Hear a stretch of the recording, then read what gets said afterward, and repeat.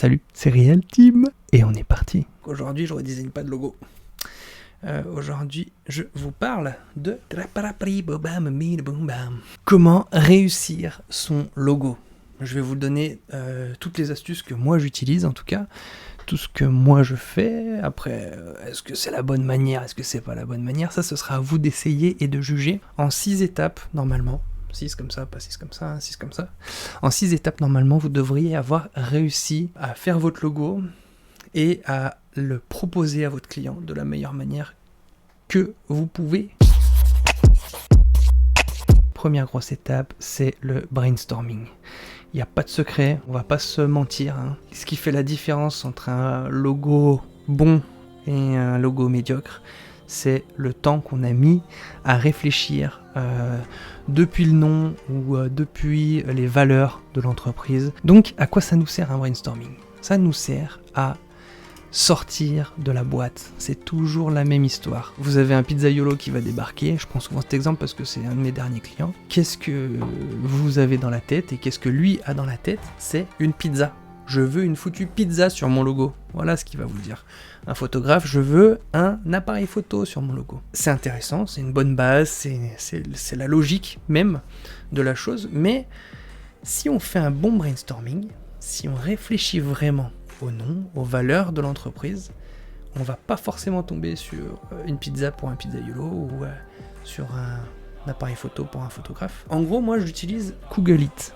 Google It, alors j'utilise pas que ça, bien sûr, j'utilise aussi une grande feuille A3 en papier, je vous mettrai tout dans la description, pour faire mes brainstorming directement en live avec mes clients. Quand je suis en rendez-vous client, en fait, la première chose que je fais, c'est je prends une grande feuille A3 et je gribouille, machin, et je pose des questions, et qu'est-ce que je fais, et quelle est votre clientèle cible, et machin, et j'ai, je sais pas, moi, une trentaine de questions que je pose, pour connaître mes clients, pour savoir qu'est-ce qu'ils ont dans le ventre, et tout ça. Et en fait, là, je vous mets sur l'écran un brainstorming que j'ai fait dernièrement, pour une SCI, et en fonction des valeurs de la SCI, alors je les ai pas notées, normalement, je mets la première ligne, là, la première rond, ça va être mes valeurs. Et à partir de ces valeurs, eh ben, je vais trouver des noms. Par exemple, là, on a filet. Qu'est-ce que ça veut dire filet? Le mot filet est un synonyme machin.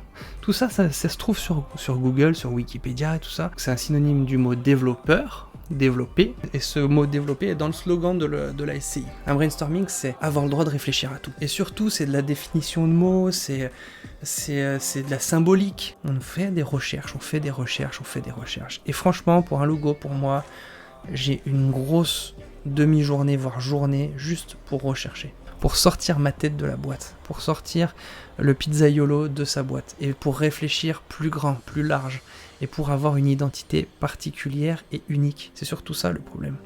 C'est qu'en faisant une pizza pour un pizzaiolo, bah en fait, il y en a déjà 3000 rien que sur la ville de Lyon qui ont fait ce logo, quoi. Donc, comment changer? Comment évoluer? Comment être différent? En fait, c'est ça. Et moi, j'avoue, j'aime trop être différent. Donc voilà, j'utilise Google It, ça s'appelle. Je vous mettrai tout dans la description. Ça vous aide à structurer vos recherches et à fonctionner par mots-clés. Une fois que ces mots-clés sont faits, je fais des croquis. Alors quand je fais mes recherches sur ordinateur avec Google It, j'ai pas la possibilité de faire des croquis. Et donc c'est ça que j'aime avec mes feuilles A3 remplies. Voilà ce que ça donne en gros. Alors vous voyez peut-être pas tout. Voilà, c'est bien rempli, hein. Et ça, c'est mon brainstorming, plus mes croquis, vous voyez. Sur le premier cercle, là, j'ai mes valeurs, puis les différentes définitions que j'ai pu trouver sur Internet et tout ça, dans des livres et tout ça. Puis autour, j'ai tous mes petits croquis et tout ça, que je me dis, purée, ça pourrait le faire, quoi. Et des fois, ça m'arrive aussi de les faire sur l'iPad. C'est tellement pratique, l'iPad, j'avoue, que ça t'évite de te balader avec une feuille A3 quand tu voyages. Donc, première étape, brainstorming. Deuxième étape, croquis.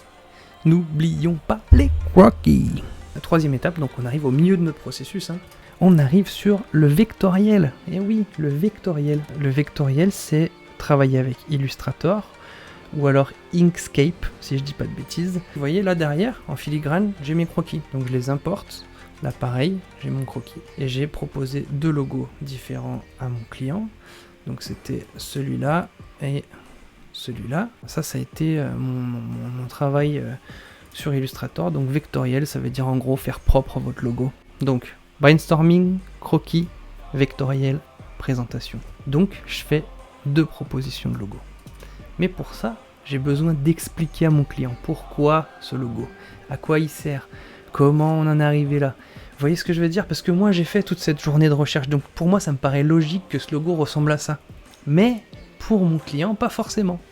Donc j'ai besoin de faire une présentation. Et pour faire une présentation, on utilise l'outil InDesign. Avec l'outil InDesign, on est design. Donc avec l'outil InDesign, ce que je fais, c'est un magazine. Je fais un magazine pour mon client. Ici, j'ai mes résultats de brainstorming. Ici, j'explique pourquoi, les bases de mes recherches, tout ça. Et je fais mon logo 1, et je le présente. En noir et blanc, en couleur, le pourquoi, le comment, pourquoi j'ai travaillé cette typo, qu'est-ce qui m'a fait dire que voilà. Les différents mock-ups, voilà, j'essaye de le mettre en page, de le mettre en présentation, histoire de montrer à mon client qu'en fait, il peut rendre bien aussi sur différents supports. Et pareil pour le logo 2. Des fois, ça m'arrive de faire 3 logos, c'est un peu plus long, donc c'est un peu plus cher. Et oui. Donc voilà. Et je donne cette possibilité à mon client de choisir entre ces deux logos. Ensuite, il m'a fait faire des retouches. Donc je lui ai demandé, écoute, et ça c'est mon 5e point, c'est les retours clients. Donc les retours clients, il faut limiter le nombre de retours clients. Parce que si vous avez un nombre de retours clients infini, votre client va sans cesse, même au bout de 2-3 ans, vous demander de changer des trucs sur le logo. Donc stop, vous dites, écoutez, on fait 2 retours maximum et vous m'énumérez tous les changements que vous aimeriez voir sur mon logo. Donc des fois ça peut 2-3 retours, ça dépend le client, ça dépend sa concision aussi, ça dépend son envie. Mais le dernier client que j'ai fait, c'est vrai qu'il me disait faut vite qu'on choisisse parce qu'en fait plus on va modifier et plus il va y avoir des modifications. Donc il faut limiter le nombre de retours. Donc il m'a demandé de revoir la typo, donc j'ai proposé 2 typos. Une fois qu'ils avaient choisi cette typo là, tac, et du coup je l'ai retravaillé un peu, ça nous a donné ça et on a finalisé avec ça. L'erreur que je commettais quand j'étais plus jeune, c'est que j'ai compris, c'est moi le professionnel, mon client a forcément tort et du coup je voulais pas forcément faire ces modifications. C'est le meilleur moyen de perdre ses clients et c'est le meilleur moyen de se bloquer dans notre métier. Parce que notre métier est un métier de constante amélioration, de constante réflexion ou même d'avancer vers l'avant, alors avancer vers les choses nouvelles. Donc si vous avez un client cliché qui demande quelque chose de très banal et tout ça, c'est à nous, en tant que professionnels, de lui expliquer, de lui donner les raisons pour lesquelles il pourrait changer d'avis. Mais il ne faut pas partir du constat qu'en fait il a forcément tort. Il faut plutôt partir du constat que c'est à moi en tant que professionnel de faire quelque chose qui lui plaira et en même temps qui sortira de la boîte. Voilà. Donc le problème c'est pas l'autre, parce que c'est votre client, c'est à vous de vous adapter.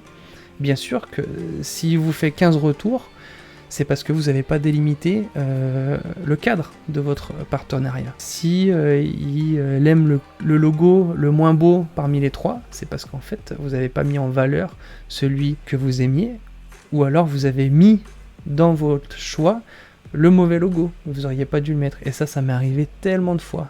J'espère qu'il choisira pas ce logo et finalement il le choisit. Brainstorming, croquis, vectoriel, présentation, retour. Et enfin, le rendu final. Pour vous donner une idée, vous voyez, j'ai mon logo Tatiana Esthétique. Et dedans, il y a les icônes en PNG qu'elle puisse utiliser, en PNG noir, en PSD. J'ai le logo en Illustrator. On peut le donner, je sais qu'il y a des personnes qui ne le donnent pas, mais j'encourage à le donner. Voilà, en fonction des demandes de votre client. Et après, bien sûr, il peut y avoir des affiches, tout ça, quoi. Donc les logos, les couleurs, la typo, les illustrations, les différentes utilisations, donc ça peut être des tabliers, des trucs comme ça. Ça dépend en fait de ce que vous avez mis comme cadre avec votre client. Si vous avez validé un devis comme quoi vous alliez faire des stickers pour la voiture, c'est le moment. Vous allez devoir faire des stickers pour la voiture. Et puis ensuite, c'est le meilleur moment, le rendu final du logo. C'est le meilleur moment de parler de la suite. Est-ce que on bosse encore ensemble? Sur quel projet? Est-ce qu'il y a besoin encore que je sois présent aux côtés de mon client pour sa communication? Ça, c'est toutes des questions qui sont bonnes à parler avec votre client. Avec ces 6 étapes, vous avez la possibilité de faire des logos parfaits pour vos clients. c'est pas des logos parfaits, je l'ai posté sur Instagram, d'ailleurs rejoignez-moi sur Instagram si vous êtes, si vous êtes nouveau ou si vous me rejoignez par YouTube, mais je poste souvent des petites phrases comme ça. En fait, le logo, faut pas qu'il me plaise à moi. Je fais pas des logos stylés, je fais des logos stylés et qui plaisent à mes clients. Vous voyez la différence? Et souvent quand on sort de l'école, alors moi malheureusement ou heureusement, j'y ai jamais été à l'école de graphisme, mais quand on sort de l'école, en fait, on sait ce qu'il y a de bon pour notre client, et puis c'est comme ça. Et c'est notre client qui a tort. En fait, l'erreur qu'on fait, c'est ça. La bonne attitude en tant que graphiste, en tant que professionnel, c'est de comprendre le client, de savoir pourquoi il en est là, et c'est normal qu'il en soit là, de savoir que c'est nous le professionnel, et oui, on a les réponses, on a les possibles réponses, et maintenant c'est arriver à éduquer un petit peu. Pas éduquer dans le mauvais sens du terme, mais à dire, bah écoutez, voilà ce qui se faisait il y a 10 ans, et c'est un peu ce que vous me demandez de faire. Maintenant, pour les 10 prochaines années, je pense que votre logo, il serait mieux dans cette direction. Donc voilà, je vais vous faire des propositions comme ça, et dites-moi ce que vous en pensez. Vous voyez, en fait, c'est un gros travail d'éducation. C'est tout pour aujourd'hui. J'espère que vous avez kiffé j'espère que vous avez kiffé cette petite vidéo pour comment réussir son logo. Si vous avez des questions, tout ça, laissez des questions dans les commentaires, j'essaierai d'y répondre. J'avoue que je suis pas très doué et très assidu à répondre, mais j'essaye au maximum de donner le meilleur de moi-même pour ça. Sur ce, restez créatifs, à plus.